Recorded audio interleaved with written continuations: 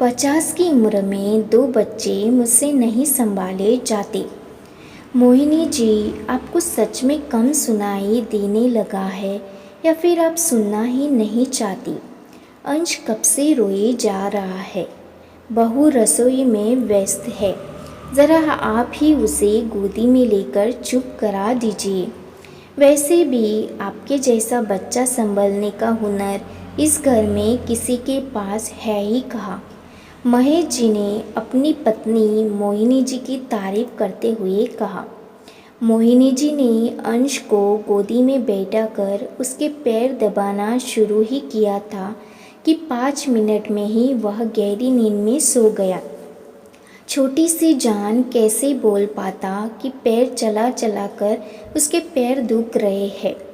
जरा से दबाए नहीं कि आराम मिलते ही सो गया। बहू, ऐसा करना, अब जब सोकर उठे तब तुम मुझे गर्म करके तेल दे देना, मैं खुद ही उसकी मालिश कर दूंगी। मोहिनी जी ने अपनी बहू राधिका से कहा। कहीं मैं सपना तो नहीं देख रही? ये माँ को अचानक से क्या हो गया?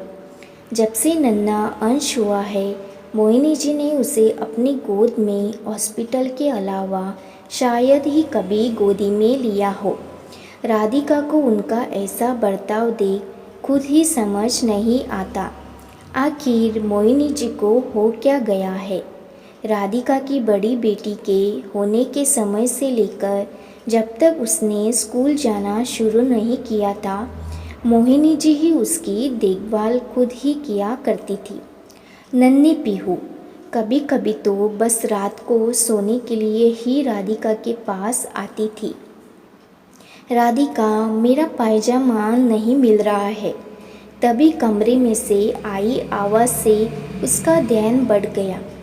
यही तो रखा है, आप भी ना एक एक चीज़ हाथों में चाहिए। अब आपकी पत्नी पर एक नहीं 2-2 बच्चे की जिम्मेदारी है। थोड़ा बहुत हाथ पैर खुद भी चला लिया करो। और मेरी जिम्मेदारी उसका क्या? रितेश ने राधिका को अपनी आगोश में लेते हुए कहा। तुम भी ना जब से अंश क्या हुआ है अपने पति को जैसे भूल ही गई हो। इतना तो तुम हमारे पहले बच्चे के समय भी नहीं बदली थी। अब तो तुम्हारी देवरानी भी आ गई है। दोनों बच्चों के साथ कब समय निकल जाता होगा तुम्हें पता ही नहीं चलता होगा। वैसे श्रेया कब मायके से वापस आ रही है? अंश के साथ गुड़िया को भी देखने की आदत हो गई है। दोनों को देखकर कोई भी नहीं कह सकता कि अलग माँ के बच्चे हैं, एकदम जुड़वा। लगते है मैं भी श्रेया का उसके मायके से वापस आने का ही इंतज़ार कर रही हूँ। थोड़ी तो काम में मदद हो ही जाती है। एक बच्चे को संभाल लेता है और एक घर का काम। वैसे भी आपकी माँ से तो कोई उम्मीद कर ही नहीं जा सकती। वो तो इस समय श्रेया नहीं है, इसलिए थोड़ा बहुत अंश को पकड़ भी लेती है, वरना तो दोनों बच्चे रोते रहेंगे। पर मजाल क्या कि वह एक को भी उठा ले। गुस्से में राधिका रितेश के आगोश में से खुद को छुड़ाती हुई बोली। तुम औरतों का भी न कुछ समझ नहीं आता। जब पीहू के समय माँ उसे पकड़ लेती थी, अपने पास सुला लेती थी, तब भी माँ से शिकायत थी कि वह तुमसे तुम्हारी बेटी दूर कर रही है। और जब उन्होंने बेटे को तुम्हारे ऊपर छोड़ दिया है, तब भी तुम्हें उनसे परेशानी है। यह तो वही हुआ, चिढ़ भी मेरी, पड़ भी मेरी। रितेश गुस्से में कमरे से बाहर चला गया। जब से नन्हा अंश और राधिका की देवरानी श्रेया के बच्चे 3 के अंतराल पर हुए हैं, राधिका और रितेश में रोज़ इसी मुद्दे पर बहस हो जाया करती थी।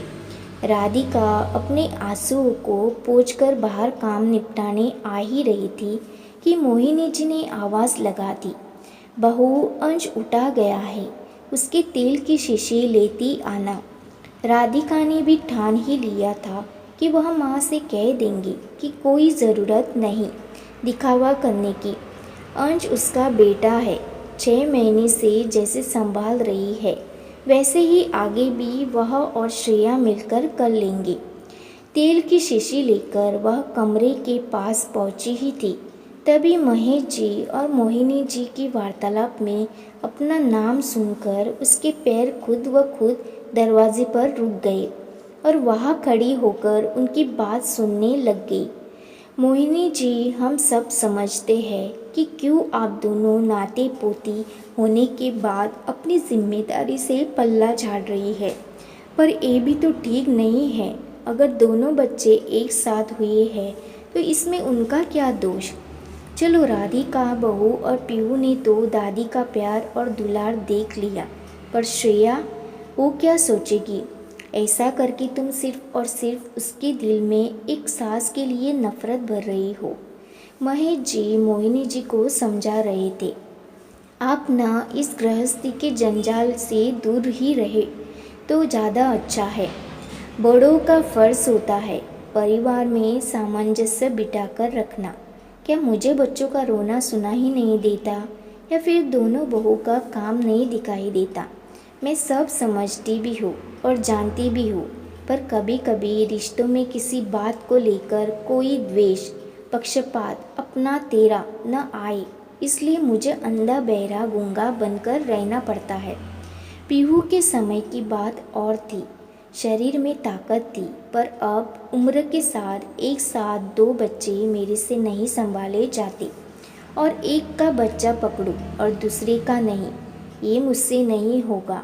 इसलिए बेहतर यही है कि दोनों अपनी जिम्मेदारी खुद ही संभालें।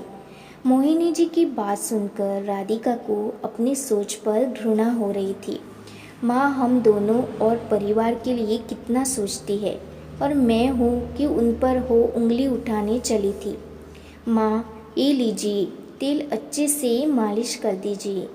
जब से मालिश वाली आंटी गई है, अंश की ठीक से मालिश हो ही नहीं पाई है।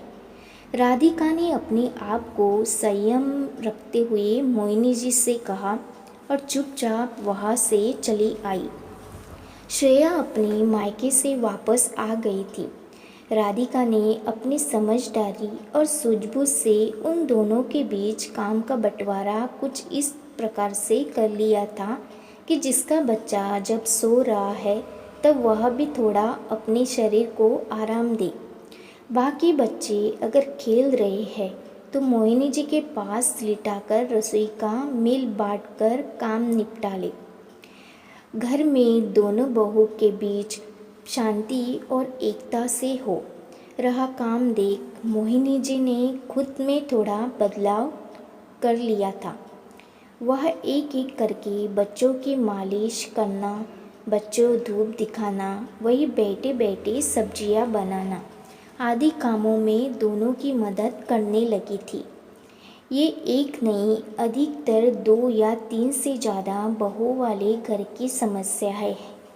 बात को तुल देकर अक्सर ही क्लेश और लड़ाइयाँ हो जाया करती है, पर यदि समझदारी और सूझबूझ से काम लिया जाए तो बच्चों के छोटे से उनके थोड़ा बड़े होने तक परिवार में अनबन होने की स्थिति खत्म हो जाती है।